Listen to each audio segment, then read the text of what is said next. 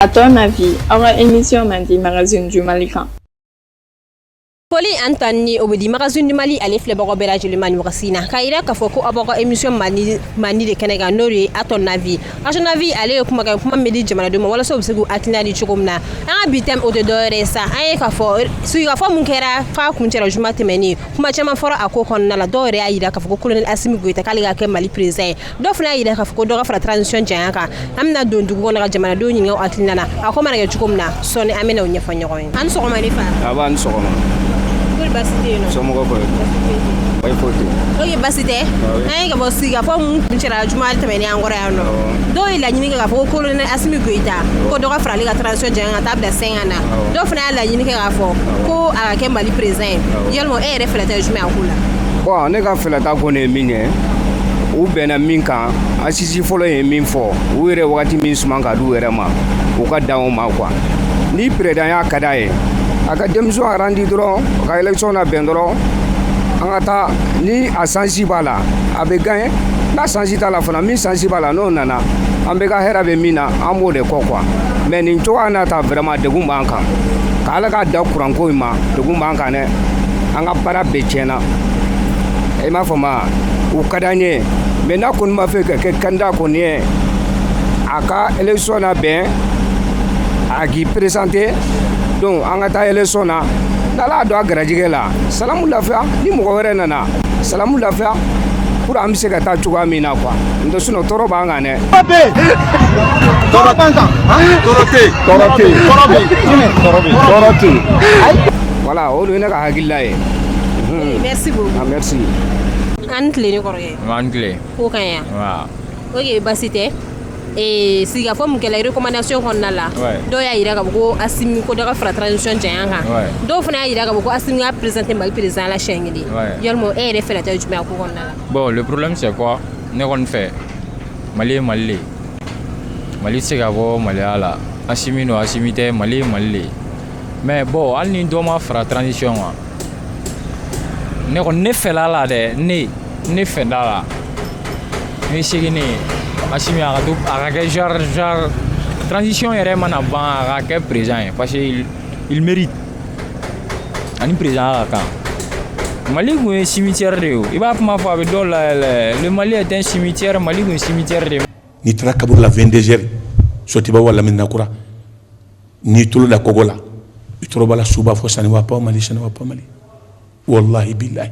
mais ale de nana Mali bɔ cimetière la wallahi ne t'a fɛ dɛ ni ko n t'a fɛ ne genre dans la manière tɔw b'a fɛ cogo min na ne k'a fɛ ko tɛ ten mais ne fɛnɛ an bɛ baara kɛ ni loyauté de Asimi c'est quelqu'un il est très très loyal wallahi parce que mɔgɔ ma k'i a bɛ fɔ cogo di i ma k'i yɛrɛ fɛ i tɛ se ka kɛ mɔgɔ wɛrɛ fɛ bon Asimi b'a yɛrɛ fɛ a b'a ka jamana fɛ i y'a faamu depuis Mali kɛra Mali ye ni président sugu ka Modibo Keyita bɔ a la ale de kɛra mɔgɔ filanan ye min ye baara kɛ ni tiɲɛ ye bon munna an t'o fɛ transition kɔni a t'an arranger comment parce que a kow ka ca mais n'ala ye transition ɲuman ban wallahi n'a bɛ se ka kɛ président o y'a ka ye s'il peut être président de la République maliyɛnw k'a ta parce que maliyɛn fɛnɛ filɛ nɛn fila bɛ maliyɛn kun dɛ. subhanallah sanu nana kafra. maliyɛn tɛ ɲabaga fɛ fo tiɲɛnikɛla. mɔgɔ min b'a tiɲɛ ka ko kɛ free bon o dun man ɲi voilà c'est ça que je voulais dire voilà ala ka Mali bɔ bolo la hali bi ala k'an ka jamana taa ɲɛ ala ka malidenw wasa hali bi ala ka tiɲɛ dɛmɛ hali bi ala ka tiɲɛ dɛmɛ c'est ça o de tun bɛ ne fɛ o fɔ o ye. merci beaucoup. waaw. an tile. an tile. ko ka ɲi. ko ka ɲi. o ye basi tɛ. comme recommandation kɔnɔ dɔw y'a yira k'a fɔ ko dɔ ka fara transition janya kan dɔw fana ko Asimi ka kɛ Mali président ye yalima e yɛrɛ hakilina ye jumɛn. bon ne kɔni hakilina ye min ye o dɔ bɛ se ka fara transition janya kan parce que ni Asimi ninnu yɛrɛ ta k'a lajɛ tagabolo min b'u bolo bon a tagabolo ka ɲi Mali yi ka développement ma quoi parce que développement bɛ dépend secteur damadɔni de la quoi secteur primaire secteur secondaire ani tertiaire ninnu ani quaternaire bon sisan Asimi ninnu filɛ n'i y'a ta k'a lajɛ Mali yɛrɛ problème source ba o ye kɛlɛ ni Mali ka kɛlɛ sera ka ban Mali ka croissance Mali ka développement bɛ teliya kojugu bon Asimu mugu ɲɛsi kɛlɛ ma u bɛ ka ɲɛ sɔrɔ a la fɛnɛ bon ne kɔni hakili la an bɛ se ka temps dɔ d'u ma hali bi ni kɛlɛko in sera ka nɔgɔya bon Mali ka développement a bɛ se ka teliya ne hakili la u bɛ se ka transition prolonger. An tile ne fa. Mandle. Tɔɔrɔ tɛ. Ba. Ok ne fa basi tɛ. Comme assise kɔnɔna la. Dɔw y'a yira k'a fɔ ko dɔ ka fara transition janya kan. Dɔw fana y'a yira k'a fɔ ko Assimi ka kɛ candidat ye ka kɛ Mali président ye. Yalima e yɛrɛ fɛla tɛ jumɛn a ko kɔnɔna la? Bon ne fɛla ta koba tɛ ne fɛ. Bon u ye hakilina mun fɔ o hakilina a bɛ se ka passer. A bɛ passer parce que sɔrɔdasi ninnu u ye baara kɛ. U ye baara kɛ. N'i y'a fɔ k'u ma baara kɛ u ye baara kɛ. Mais problème ye mun ye u ka baara a kun cɛcogo de bɛ na an kɔni lafili sisan. Parce que n'a fɔra ko k'a prolonger. Parce que u ye 3 ans mun kɛ baara la ou bien 2 ans et demi u ye mun kɛ baara la. Bon vraiment a kɛra degun ye surtout anw secteur privé mɔgɔw a kɛra degun y'an bolo. A kɛra degun y'an bolo yɛrɛ. N bɛ se k'a fɔ mɔgɔ minnu bɛ salaire ta ani mɔgɔ minnu bɛ affaire wɛrɛw la ou bien mɔgɔ minnu b'u kɛrɛfɛ. Bon olu bɛ se k'u plaigner mais anw kɔni an ka entreprise an jiginna yɛrɛ de. Hali an ka yɔrɔ sarali c'est un problème. Mais n'a fɔra ko k'a prolonger a bɛ prolonger kan mun kan f'o fana kan ka fɔ. An bɛ taa sira mun fɛ an fana an k'o dɔn. Parce que n'an taara nin position na tan tɔ finalement an b'an ka yɔrɔ fermer dɛ parce que courant tɛ yen an tɛ courant sɔrɔ an ka groupe bɛ san groupe tɛ se ka groupe bɛ tiɲɛ. Bon on a trop de problèmes quoi. Bon banquiw ka juru banna bon olu fana tɛ k'an to yen voilà. Ok, merci beaucoup. Merci. Ok, an sɔgɔma ne fa. Bonjour ma fille. Tɔɔrɔ si. Aw bɛ di? Ami. Awa. Ok, ne fa basi tɛ. Recommandation kɔni na dɔw y'a yira k'a fɔ ko dɔ ka fara transition janya kan. Dɔw fana ko Assimi ka kɛ candidat ye président ka kɛ Mali président ye. Yalima e yɛrɛ fɛla ta ye jumɛn a ko kɔnɔ? E hakilina ye jumɛn? Bon ne hakilina ye min ye c'est à dire non Assimi nin a diyara n ye kosɛbɛ parce que an bɛɛ bɛ Mali ɲɛtaga de nɔfɛ a y'a faamu. Donc ni Mali ɲɛna a ɲɛna bɛɛ de ye. An bɛ kɛlɛ min na sisan a kɛlɛ an b'a la fo fini bɔ nɛrɛ bɔ an t'a bila dɛ. Assimi yɛrɛ anw tɛ élection yɛrɛ fɛ Mali kɔnɔ bilen Assimi ka taa n'a ye dɔrɔn parce que anw bɛ notre avenir la an denw n'a mɔdenw ka avenir an b'o de nɔfɛ bi i y'a faamu. Donc mɔgɔ ɲuman min n'i sigi anw dɔ la k'a bɛ taa n'a bɛ taa les politiciens là ils ont détruit le Mali u ye Mali détruit de i y'a faamu. Donc anw kɔni Assimi ou rien ne yɛrɛ kɛni ni ne bɔra don o don ko ka voter politicien n ka sa o don donc o de bɛ ne ma Assimi ka taa n'a ye a dara ye fo ka a dama tɛmɛ yɛrɛ voilà o de ka d'anw ye Assimi ka taa n'a ye an tɛ élection yɛrɛ fɛ Mali kɔnɔ bilen voilà. Ok, merci beaucoup. Merci. An sɔgɔma ne ba. Nse yɛrɛ sira somɔgɔw bɛ di denbaya nse. Ok ne ba basi tɛ bi an seri ma ka se k'i ɲininka parce que sigikafɔ mun kɛra dɔw y'a yira k'a fɔ ko Assimi ka kɛ Mali président ye dɔw fana y'a yira k'a fɔ ko dɔ ka fara transition janya kan yalima e yɛrɛ hakilina ye jumɛn o ko kan? Bon ne hakilina Assimi ka kɛ président ye o ka di ne ye dɔ ka sa transition janya kan o ka di ne ye mais fɛn kelen min yɛrɛ kelen don ka ne tɔɔrɔ bi yɛrɛ o ye courant tigɛ de ye n'o tɛ Assimi ka kɛ président a ka di ne ye bi a ka di ne ye sini. Parce que a n'a ni san hakɛya in kɔnɔ a bɛ se ni san 20kɛlaw ye a bɛ se ni san 10kɛlaw ye i m'a faamu a ka ni san 4 a ye baara min kɛ san 10kɛlaw ma kɛ san 20kɛlaw ma kɛ a y'an bɛɛ bɔ sunɔgɔ la an bɛɛ kununa n'a kɔni sera ka kurantigɛ de jateminɛ sa k'o sen bɔ a la o bɛ diya an ye dɛ n'o tɛ a ka président ka d'an ye bi a ka d'an ye sini bon an b'a fɛ bon a ka d'an ye. Donc n'a kɛra président ta voter ye. Ne bɛ taa dɛ ne bɛ taa voter ye awɔ. Ok Yorokolo merci. An tile ne fa. N b'a ni tile. Ko ka ɲi. Basi wa. Ok basi tɛ. Recommandation kɔnɔna la dɔw y'a yira k'a fɔ ko dɔ ka fara transition janya kan dɔw fana y'a yira k'a fɔ ko Assimi ka présenter président la ko ka kɛ candidat ye yalima e yɛrɛ fɛla ta ye jumɛn a ko kɔnɔna la? Bon ne fɛla ta ye mun ye transition ka continuer sɛn ka mun fɔra a ka t'o la baara ka kɛ jamana kɔnɔdenw ka lafiya ko minnu bɛ yen segin ka na k'olu kan tuguni an ka essayer Mali kura ko min bɛ ka fɔ a ka kɛ réalité yɛrɛ ye quoi parce que an mɛnna ko caman na quoi an filɛ nin kɔrɔlen dingɛ de kɔnɔ quoi bon an bɛ kura de kɛ ka ɲuman k'o la ka bɔ ka kɛ jamana ɲɛnama ye sa bon donc an b'a to de sisan transition san 5 min fɔra k'a bɛna fara a kan a tɛna kɛ ten baaraw de bɛna k'a kɔnɔna la kow de bɛna ɲɛnabɔ ka bɛn san 5 in ma n m'a faamu wa bon ne ma baasi y'a la ala ka barika don transition la ala ka barika don Asimi la.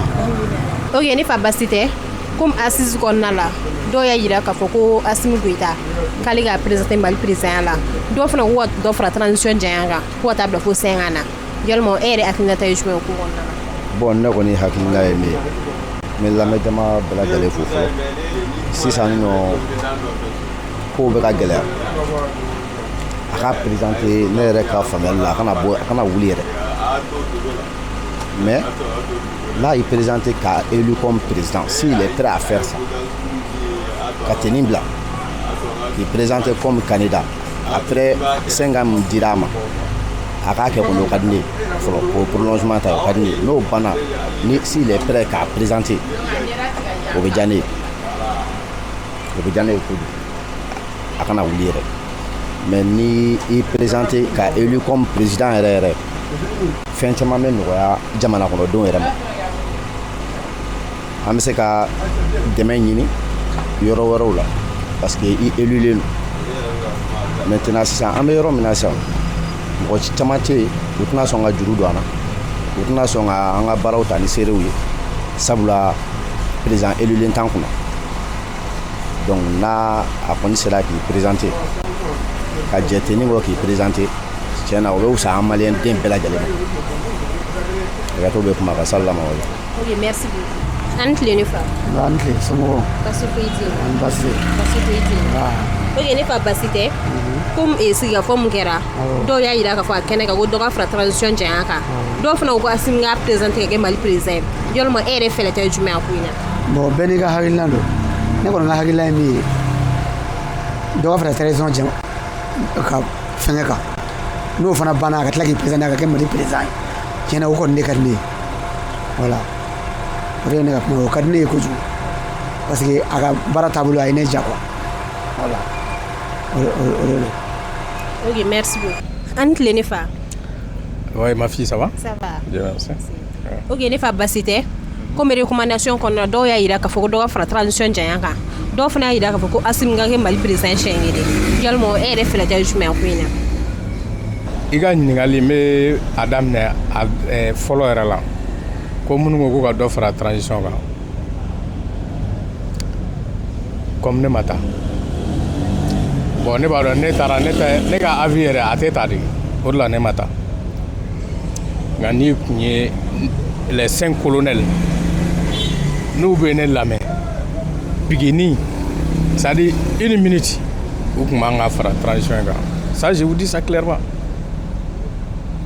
parce que fɛn min b'a kɔfɛ n'u b'o dɔn u tɛ fɛn fara a kan i y'a faamuya moi je suis contre ça à 200%. Je suis contre ça.